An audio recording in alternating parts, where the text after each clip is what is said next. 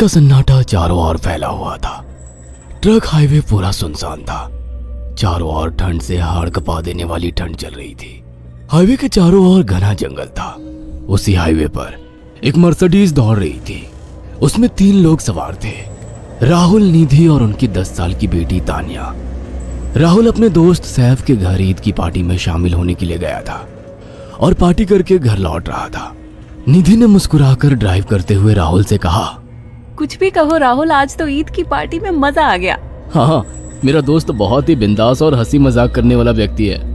मैंने देखा उसके घर पर शहर की एक से एक बड़ी हस्ती थी, मगर फिर भी वो उन सबको इग्नोर करके हमें इम्पोर्टेंस दे रहा था।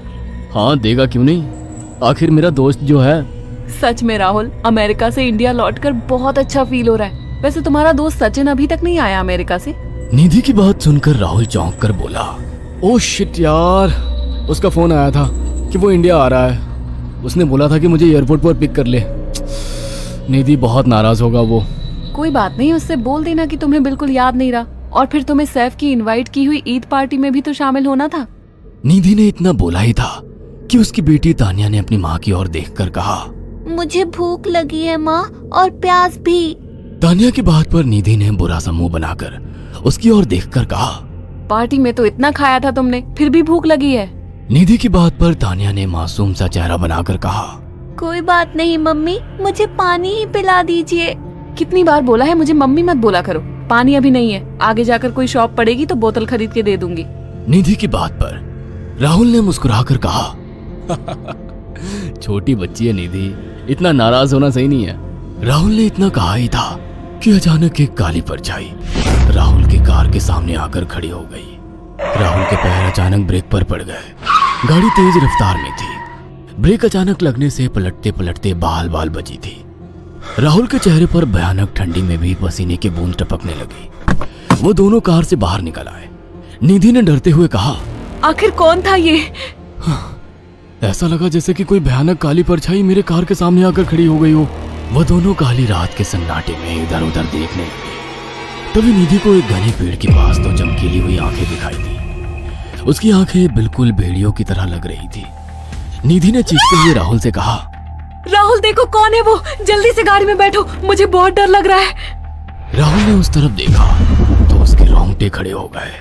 वो दोनों गाड़ी के अंदर बैठने ही वाले थे कि अचानक एक अजीब सा चेहरा वाला भयानक सा आदमी बिजली की रफ्तार से उनके सामने आकर खड़ा हो गया। राहुल ने देखा कि उसका चेहरा बिल्कुल सड़ा हुआ था और उसकी आंखें भेड़िए की तरह चमक रही थी।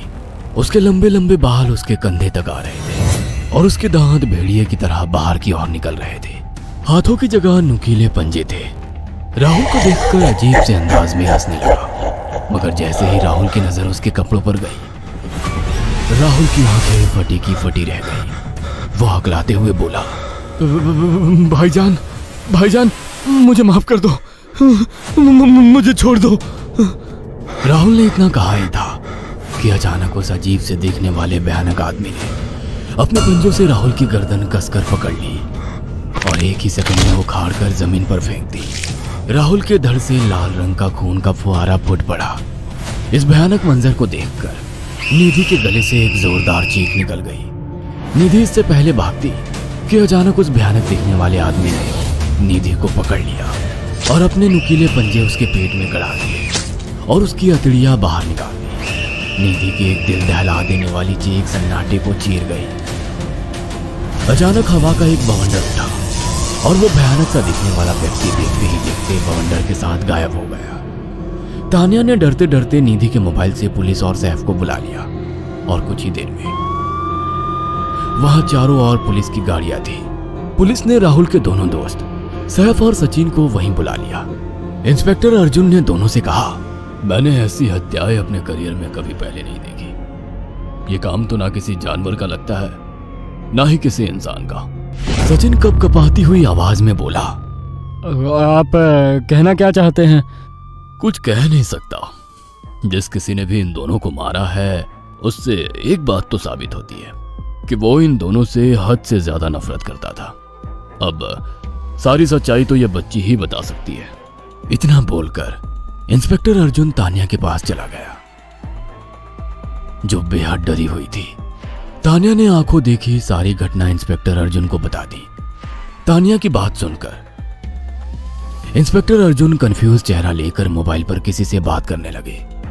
सचिन इंस्पेक्टर के पास आ गया और सैफ भी डरता हुआ इंस्पेक्टर अर्जुन के पास आकर बोला, क्या हुआ इंस्पेक्टर? तानिया ने क्या बताया? उसने जो बताया वो काबिल यकीन नहीं है। उसकी बात पर किसी भी तरह से यकीन नहीं किया जा सकता। फिर भी कुछ तो बताया इंस्पेक्टर। हाँ, उस बच्चे के मुताबिक एक भूत ने निधि और राहुल को बड़ी बेदर्दी से मारा है। इंस्पेक्टर की बात सुनकर दोनों बुरी तरह से चौंक गए। क्या मतलब है इस बात का? बच्ची बेहद डरी हुई है। हम आगे की तफ्तीश जारी रखेंगे। निधि और राहुल तो चले गए, अब तानिया को मैं रख लूंगा। नहीं, राहुल मेरा अच्छा दोस्त था। तानिया अब मेरे साथ रहेगी। देखिए, बच्ची के माँ बाप अब इस दुनिया में नहीं है और आप दोनों भी शादीशुदा है। मुझे नहीं लगता कि आप दोनों बच्ची की सही से देखभाल कर सकते हैं। मेरी कोई औलाद नहीं है। मैंने अपनी पत्नी को फोन कर दिया है, वो भी IPS ऑफिसर है। ये बच्ची आज से मेरे साथ रहेगी। उसका मासूम चेहरा मेरे दिल में उतर गया है। अब तुम दोनों जा सकते हो। पूछताछ के लिए मैं जब भी तुम्हें बुलाऊं तुम दोनों आ जाना। इंस्पेक्टर ने ये बात बोली ही थी कि अचानक वहां पर मौसम बदल गया। चारों ओर काली घटाएं छा गई और एक भयानक बवंडर उठा और देखते ही देखते सब पुलिस वालों के सामने वो भयानक चेहरे वाला आकार सबके सामने खड़ा हो गया। उसको देखकर सबके रोंगटे खड़े हो गए।